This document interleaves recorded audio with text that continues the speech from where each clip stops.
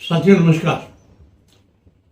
हमेशा से ही ये डिबेट रही है कि वेजिटेरियन और नॉन वेजिटेरियन यानी शाकाहारी वर्सेस मांसाहारी लोगों के अंदर क्या फर्क होता है। आज हमें डिस्कस करेंगे तो उनका एक तो हम फिजिकल और हेल्थ की बात करेंगे, दूसरा उनके साइकोलॉजिकल फैक्टर्स की भी थोड़ा सा टच करेंगे। सबसे पहले तो जो ये जब भी डिबेट हुई पूरे विश्व भर के अंदर, तो विभिन्न प्रकार के लोगों ने अपने अपने तथ्य रखने शुरू किए और बड़ी हीटेड डिबेट चलती है। और कई जगह पे तो लगता है कि कुछ एक्यूरेसी है, कुछ इसमें तथ्य हैं, कई जगह लगता है कि अनफाउंडेड से हैं, ऐसा कोई बहुत ज़्यादा फर्क नहीं है। लेकिन जहाँ तक वेजिटेरियन डाइट की बात करें, उन वेजिटेरियन डाइट के अंदर पूरी अच्छी तरह से वैरायटी है, प्लांट सोर्सेज से होते हैं और यूजुअली ये लोग दूध का भी इस्तेमाल और डेयरी प्रोडक्ट्स का इस्तेमाल अपना खुल के करते हैं। और इसके फायदे क्या हैं कि ये आपको सभी प्रकार के विटामिन मिनरल्स जो हैं अच्छी तरीके से मिलते हैं। लेकिन यूजुअली जो ये डाइट होती है, प्रोटीन्स कम होते हैं इसके अंदर, और तो जो हाई प्रोटीन वाली जो इसमें बीमारियां हो सकती हैं उसके भी कम होने के चांस हैं।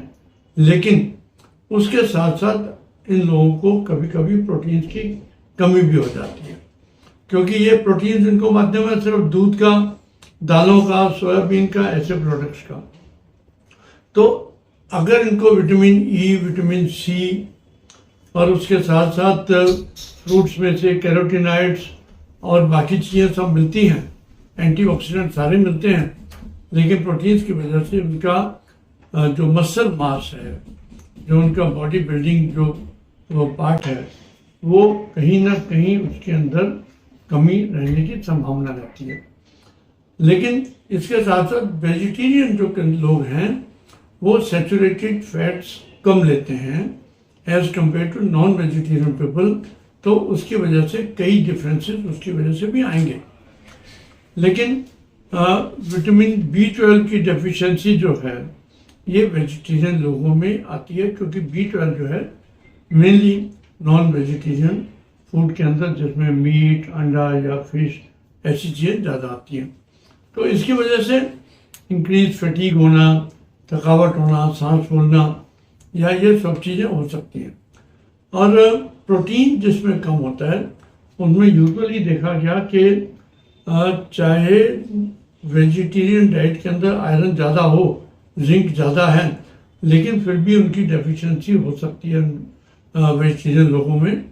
और इसके ओवरऑल स्लगिश मेटाबॉलिज्म हो जाना, बॉडी मसल्स कम होना, जैसे मैंने बात करी, वेट लूज होना, परसिस्टेंट फटीग होना, ये सारे के सारे जो जोड़ों में दर्द होना, ये सारी की सारी जो सिम्टम्स हैं, और उसके साथ साथ इम्यून सिस्टम वीक होना, ये भी वेजिटेरियन डाइट वालों में होता है।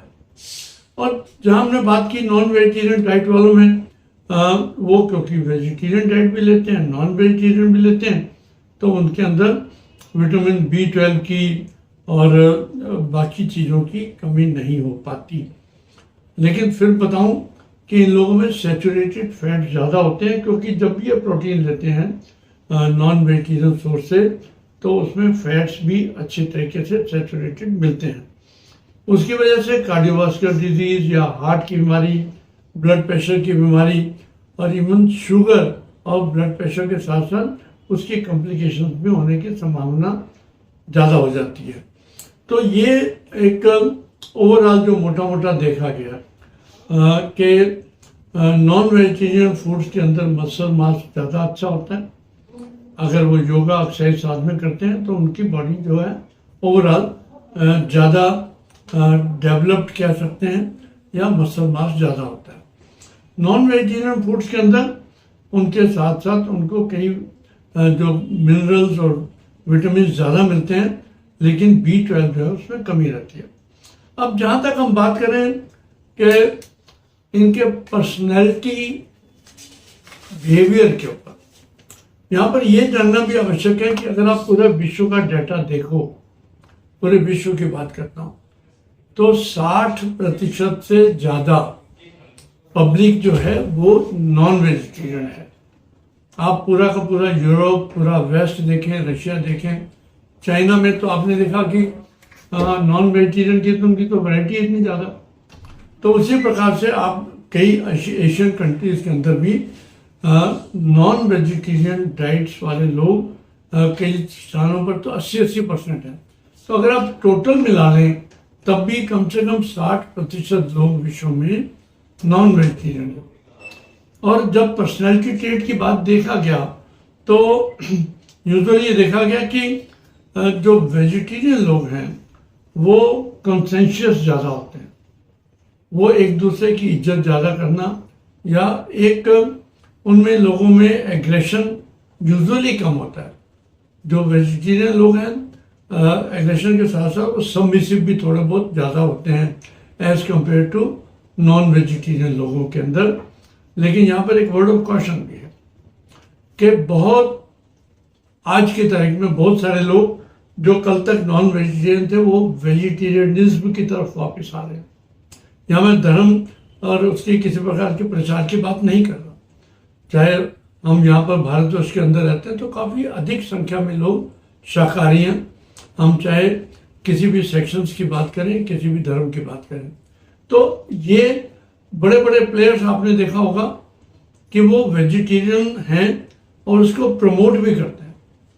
दे एडवाइज कि भाई वेजिटेरियन डाइट के अंदर भी बहुत अच्छे अच्छे तरीके के आप अपने बॉडी को स्वस्थ रखना, अपनी बॉडी के अंदर ऐसी अवस्था बना के रखना कि आप नॉन वेजिटेरियन लोगों को भी पीछे पछाड़ सकते हैं। तो ये एक पर्सनल चॉइस है, पर्सनल ओपिनियन है। और ओवरऑल अगर देखा जाए तो विश्व के अंदर आज की तारीख में लोगों का वेजिटेरियनिज्म की तरफ झुकाव ज़्यादा हो रहा है। तो इसके बहुत फायदे भी हैं।